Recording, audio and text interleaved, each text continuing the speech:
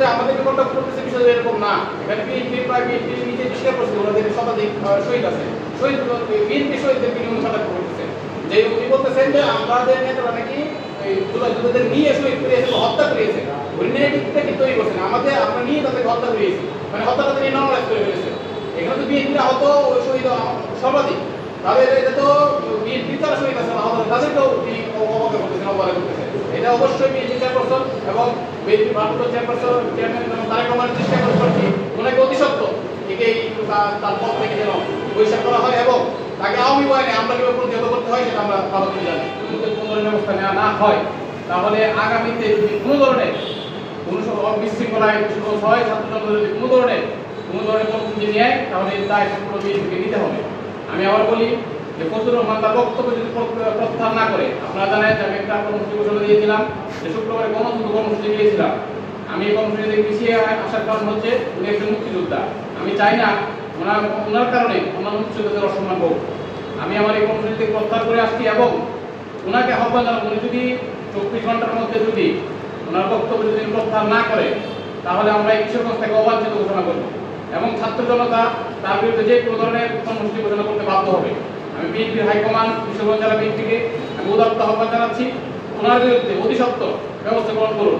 এবং আরেকটি বিষয় হচ্ছে আমাদের বিপ্লবের অন্যতম আপসীন নেতা সাবির আলম ভাইকে যেভাবে একটা সামান্য বিষয় নিয়ে মামলা দেওয়া হলো, আমরা তো ভয় পাচ্ছি আগামীতে হয়তো পুলিশ হত্যা বা যে নেগেটিভগুলো আওয়ামী লীগ তৈরি করছে ওইগুলোতে হয়তো আমাদেরকে তারা ফাঁসিয়ে দিয়ে যে কোনো মামলা দিতে পারে।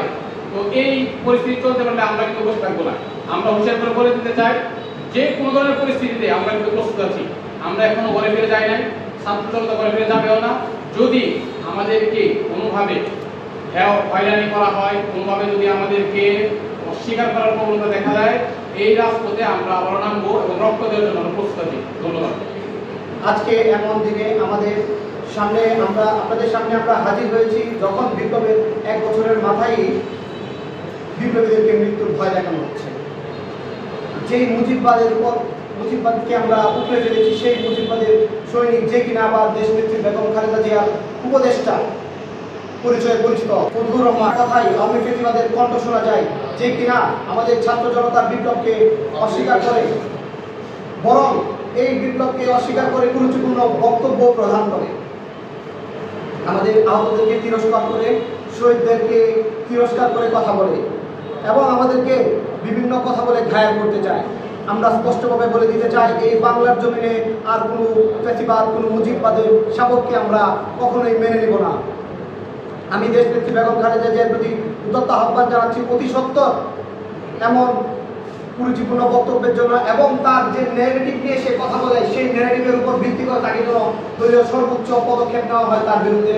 আমরা দেশনেত্রী বেগম খালেদা জিয়ার উপর ভরসা রাখি এবং তিনি একজন আপসীন নেত্রী, তার উপর আমাদের আস্থা আছে যে উনি তার দলকে এরকম দুই একটা কুলাঙ্গারের যে বক্তব্য দিচ্ছে, যে কথা বলে আমার দলকে কুলুষিত মুক্ত করার জন্য এরকম কয়েকজন নেতাকর্মীকে তাদের দল থেকে বহিষ্কার করা হোক এবং সর্বোচ্চ সাংগঠনিক ব্যবস্থা নেওয়ার জন্য আহ্বান জানাবো। বিএনপি চেয়ারপারসনের উপদেষ্টা ফজলুর রহমান একটা প্রোগ্রামে বলেছে নাহিদ ইসলাম এনসিপির অন্যান্য কেন্দ্রীয় নেতৃবৃন্দ নিজেকে ফ্রেমিংয়ে ফেলে বেজন্মা বলে গালি দিয়েছে। এই আওয়ামী লীগের মুজিববাদী এখন বিএনপির নেটওয়ার্ক ফজলুর রহমান বিএনপি নেতা গত কয়েক মাস ধরে গণহত্যাকারী আওয়ামী লীগের হয়ে মাঠে সফর থাকছে। যে ভাষা ও যে বয়ানে বিএনপি প্রতিনিধিত্ব করছে সে ভাষা ও বয়ান পুরোপুরি লীগের খুনির এবং তার বয়ান খুনি লীগের মিডিয়ার সেইগুলোর হরদম প্রচার করে যাচ্ছে। সিনিয়র রাজনীতিবিদদের আমরা সম্মান করতে চাই, কিন্তু ফজলুর রহমানের মতো পলিটিক্সে ন্যূনতম আদবের তোয়াক্কা না করে ইনিয়ে বিনিয়ে ফেসিবাদের জ্বালানি করা, অভ্যুত্থানকে মেনে নিতে না পারা আওয়ামী লীগের এজেন্ডা বাস্তবায়নকারীদের বিরুদ্ধে ছাত্র জনতার ক্ষোভের বহিঃপ্রকাশ দায় তাদেরকেই নিতে হবে। তার পাশাপাশি আমরা বলতে চাই গণঅভ্যুত্থানের অন্যতম নেতা সার্জিস আলমের বিরুদ্ধে যে মানহানির যে মামলা সাজানো হয়েছে, মামলা দিয়ে হয়রানি করা হয়েছে, তার বিরুদ্ধে আমরা প্রতিবাদ জানাই এবং নিন্দা জানাই। আমরা পাশাপাশি আরো বলতে চাই অভ্যুত্থানের 1 বছরের মাথায় যেভাবে বিপ্লবকে অস্বীকার করে আমাদেরকে দামিয়ে রাখার চেষ্টা করা হচ্ছে সেটা সম্পূর্ণই আওয়ামী ফ্যাসিবাদকে পুনর্বাসন করার একটি প্রক্রিয়া ছাড়া আর কিছুই নয়। আমরা আরো দেখতে পাচ্ছি আমাদের অভ্যুত্থানের অন্যতম মহানায়ক যারা আছে তাদেরকে বিভিন্নভাবে মিডিয়া ট্রায়ালের মাধ্যমে তাদেরকে দামিয়ে রাখার চেষ্টা করা হচ্ছে, তাদেরকে পেছনে ফেলে দেওয়ার চেষ্টা করা হচ্ছে। তারা যেন ভবিষ্যতে কোনো ফ্যাসিবাদ সৃষ্টি হলে কথা বলতে না পারে, তারা যেন ফ্যাসিবাদ সৃষ্টি হলে কোনো ধরনের পদক্ষেপ নিতে না পারে, তাদেরকে সেই পজিশনে নিয়ে যাওয়া হচ্ছে। আপনারা দেখতে পাচ্ছেন এইভাবে দেশকে আবার নতুন এক ফ্যাসিবাদ সৃষ্টির কায়াম তৈরি করার জন্য তারা উঠে পড়ে লেগেছে। আমরা এই সংবাদ সম্মেলনের মাধ্যমে আপনাদেরকে জানিয়ে দিতে চাই, আমরা কোনো ফ্যাসিবাদকে ভবিষ্যতে আর ঠাঁই হতে দিব না বাংলার মাটিতে। আমরা এই সংবাদ সম্মেলনের মাধ্যমে আপনাদেরকে জানিয়ে দিতে চাই, যে কোনো ফ্যাসিবাদকে রুখে দিতে এদেশের ছাত্র জনতা পূর্বেও মাঠে ছিল, ভবিষ্যতেও মাঠে থাকবে ইনশাআল্লাহ। ধন্যবাদ সবাইকে। নায়কদের বিরুদ্ধে, জুলাই গণঅভ্যুত্থানের অগ্রসরণীদের বিরুদ্ধে বিএনপির যে তথাকথিত, আমি তথাকথিতই বলবো, বিভিন্ন কাঠে পানি খাওয়া তথাকথিত লিডার ফেসিবাদের বিরুদ্ধে যে কথা বলছেন জনাব ফজলুর রহমান সাহেব, ওনার যে গুরুত্বপূর্ণ বক্তব্য, এই জুলাই গণঅভ্যুত্থানের যারা অগ্রণী ভূমিকা পালনের মাধ্যমে ফ্যাসিস্ট স্বৈরাচার হাসিনাকে উৎখাত করেছে তাদের বিষয়ে ওনার যে আগ্রাসী মনোভাবের বক্তব্য, এর প্রতিবাদে এবং আমাদের যে জুলাই গণঅভ্যুত্থানের অন্যতম নায়ক সার্জিস আলমের বিরুদ্ধে গতকালকে আপনারা লক্ষ্য করেছেন 10 কোটি টাকার মানহানি মামলা দেওয়া হয়েছে। আমরা এটাকে সুদৃঢ় দ্রব্যসন্ধি মনে করছি। তাই এরই প্রতিবাদে আজকে আমাদের এই সংবাদ সম্মেলন। আমাদের সংবাদ সম্মেলনে আজকে আমাদের যারা নেতাকর্মী উপস্থিত হয়েছেন এবং সাংবাদিক বন্ধুগণ, আপনাদেরকে বিপ্লবী ছাত্র জনতার পক্ষ থেকে আন্তরিক ধন্যবাদ জ্ঞাপন করছি। আপনারা জানেন যে গত 2024 সালের জুলাই আগস্ট মাসে 2 মাসের রক্তক্ষয়ী লড়াই সংগ্রামের মাধ্যমে ছাত্র জনতার আত্মত্যাগের মাধ্যমে প্রায় 2000-এর অধিক ছাত্র জনতার জীবনের বিনিময়ে 20,000-এর অধিক ছাত্র জনতার রক্তের বিনিময়ে আহত হয়েছেন, পঙ্গুত্ব বরণ করেছেন, চোখ হারিয়েছেন। সেই সমস্ত বীর ছাত্র জনতার রক্তের বিনিময়ে ফ্যাসিস্ট স্বৈরাচার হাসিনা সরকারকে আমরা উৎখাত করেছি। আমাদেরকে বিভিন্নভাবে টিপ্পনি মারা হয়, বলা হয় 36 দিনের এই আন্দোলন নয়। আমি আপনাদের জ্ঞাতার্থে একটি বিষয় স্পষ্ট করতে চাই, আমাদের যারা এই আন্দোলনের অভ্যুত্থানের নেতৃত্ব দিয়েছেন, অভ্যুত্থানে যারা অগ্রণী সৈনিক ছিলেন, আপনারা যদি ইতিহাস লক্ষ্য করেন, তারা সুদীর্ঘকাল তারা বছরের পর বছর ধরে ফ্যাসিবাদ বিরোধী আন্দোলনের সাথে সম্পৃক্ত। আপনি আক্তার হোসেন, নাহিদ ইসলাম সহ যারা ছিলেন 2016 সাল 2018 সালের ঐতিহাসিক কোটা সংস্কার আন্দোলন থেকে শুরু করে সময় সময় নিরাপদ সড়কচাই আন্দোলন, মোদী বিরোধী আন্দোলন, ভারতীয় আগ্রাসন বিরোধী আন্দোলন সহ এদেশের সকল ন্যায্য দাবিতেই তারা সবসময় রাজপথে সোচ্চার ছিলেন। এরই ধারাবাহিকতায় যখনই বিভিন্ন বড় বড় দলের রাজনীতিবিদরা বিশাল এদেশের মানুষের আশা আকাঙ্ক্ষা নিয়ে যখনই আন্দোলন গড়ে উঠেছে, ঠিক তখনই উপর মহলে আমরা বিভিন্নভাবে যেটা শুনেছি, জেনেছি, উপর মহলে নেতৃবৃন্দের আতাতের মাধ্যমে তাদের ব্যবসা বাণিজ্য টিকিয়ে রাখার জন্য, তাদের পেটে পড়ে কলা গাছ খাওয়ার জন্য, তাদের ভ্যান বিমা সহ, তাদের ট্রান্সপোর্ট ব্যবসা সহ সকল ধরনের ব্যবসা টিকিয়ে রাখার জন্য সরকারের কাছ থেকে বিভিন্ন ধরনের সুযোগ সুবিধা নিয়ে এদেশের সাধারণ মানুষদেরকে বারবারই হতাশ করেছে। সেই জায়গায় জুলাই যে অভ্যুত্থানটি হয়েছে, সেখানে ছাত্র জনতার যে স্পিরিট ছিল, যে আকাঙ্ক্ষা ছিল, যে একাগ্রতা ছিল, যে কমিটমেন্ট ছিল, ছাত্র জনতা সেখান থেকে পিছপা হয় নাই।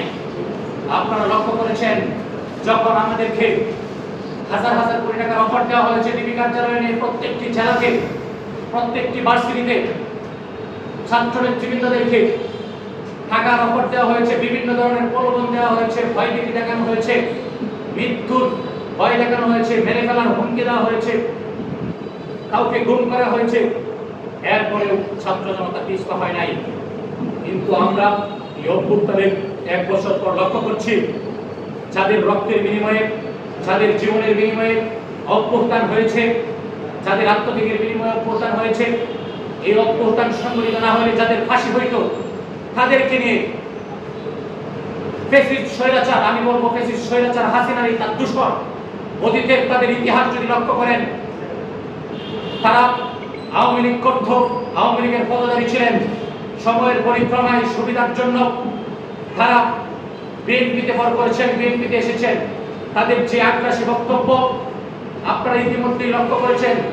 বিএনপির যে চেয়ারপারসনের উপদেষ্টা হাবিবুর রহমান হাবিব, উনি বলেছেন যে বিএনপিকে নিয়ে কেউ সমালোচনা করলে ওনার জিহ্বা কেটে লাল কুত্তা দিয়ে খাওয়াবেন।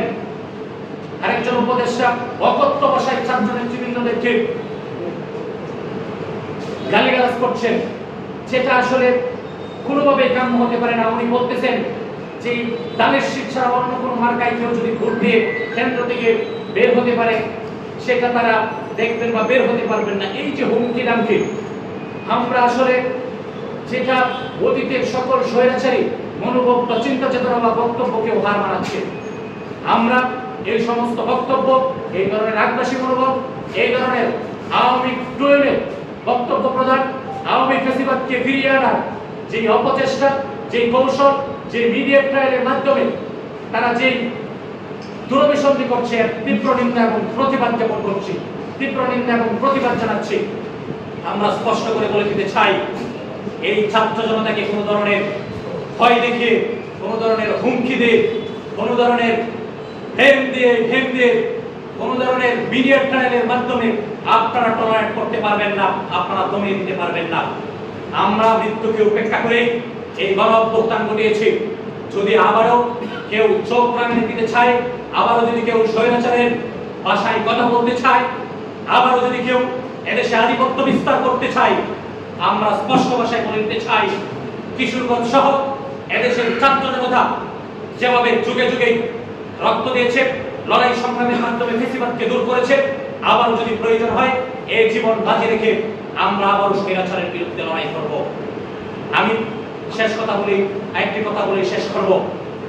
ক্ষমতার দাম্ভিকতা দেখাবেন না। আপনারা যে অহংকারিত্ব দেখাচ্ছেন, ক্ষমতার দাম্ভিকতা দেখাচ্ছেন, সংখ্যাগরিষ্ঠতা দেখাচ্ছেন, পাওয়ার দেখাচ্ছেন, আপনাদেরকে হুঁশিয়ার করে দিতে চাই, আপনাদেরকে স্মরণ করে দিতে চাই, আওয়ামী লীগ মস্ত বড় পাওয়ারফুল ছিলেন। আওয়ামী লীগ, যুবলীগ, স্বেচ্ছাসেবক লীগ, ছাত্রলীগ সহ অস্ত্র শস্ত্রে সজ্জিত ছিলেন তারা। পুলিশ, সেনাবাহিনী, বিজিবি, র্যাব সহ সকল বাহিনী অস্ত্র শস্ত্রে সজ্জিত ছিল। তারা আকাশ থেকেও গুলি করেছে, তারা হত্যা করেছে, গুম করেছে, তারা স্নাইপার দিয়ে গুলি করেছে। তারা এরপরেও এদেশের ছাত্র জনতাকে থামাতে পারে নাই। একজনকে হত্যা করলে একজনই যায়, পিছের জন আর যায় না। যে ইতিহাস সৃষ্টি করেছে এদেশের ছাত্র জনতা, 24 জুলাই গণ অভ্যুত্থানের ছাত্র জনতা, আমরা স্পষ্ট করে বলে দিতে চাই, জীবনের শেষ রক্তবিন্দু দিয়ে হলেও আমরা যে 24 গণ অভ্যুত্থানের মাধ্যমে এদেশের স্বাধীনতা রক্ষা করেছি, ভারতীয় আধিপত্যবাদের বিস্তার থেকে এদেশকে রক্ষা করেছি। আগামী দিনেও যে কোনো ধরনের আগ্রাসন থেকে রক্ষার জন্য, যে কোনো ধরনের ষড়যন্ত্র মোকাবেলায় এদেশের ছাত্র জনতা সর্বাত্মকভাবে রাজপথে থাকবে। এবং কিশোরগঞ্জের যেই তথাকথিত লিডারই আমি বলবো, যিনি সম্পূর্ণরূপে জুলাই গণ অভ্যুত্থানকে অস্বীকার করেছে, যে অভ্যুত্থান না হলে ওনারা আজকে নির্বাচনের দাবি তুলতে পারতেন না, ওনারা আজকে বড় গলায় কথা বলতে পারতেন না। আমরা লক্ষ্য করেছি উনি কান্না করেছেন, ওনার এলাকায় একটি সমাবেশ করতে পারেন নাই। উনি 71 সালে মুক্তিযোদ্ধা হয়েও এলাকায় ঢুকতে পারেন নাই, এলাকায় কোনো মিটিং মিছিল করতে পারেন নাই। সেই জায়গা থেকে ছাত্র জনতা রক্ত দিয়ে যেই অভ্যুত্থান ঘটেছে, আমরা বলতে চাই ওনার কি সন্ধি, গর্বের সন্ধি রয়েছে। এটা বিএনপির ঊর্ধ্বতন যারা রয়েছেন, কিশোরগঞ্জের দায়িত্বশীল যারা রয়েছেন, যারা রাজপথের অগ্রণী ভূমিকা পালন করেছেন, সারা দেশের জাতীয়তাবাদী যারা বিশ্বাসী, যারা দেশ ও জাতির কল্যাণে কাজ করছেন, তাদের প্রতি উদাত্ত আহ্বান রাখবো। এই দুরভিসন্ধিমূলক বক্তব্যের পিছনে কি রয়েছে, কি আঘাত রয়েছে, তারা কিসের বিনিময়ে এই ধরনের বক্তব্য দিচ্ছে, আওয়ামীকে নিয়ে বক্তব্য দিচ্ছে, আওয়ামীকে পুনর্বাসন করার চেষ্টা করছে, সেগুলি খতিয়ে দেখে ওনার বিরুদ্ধে সাংগঠনিক ব্যবস্থা নেবেন সেই আশা প্রত্যাশা ব্যক্ত করি।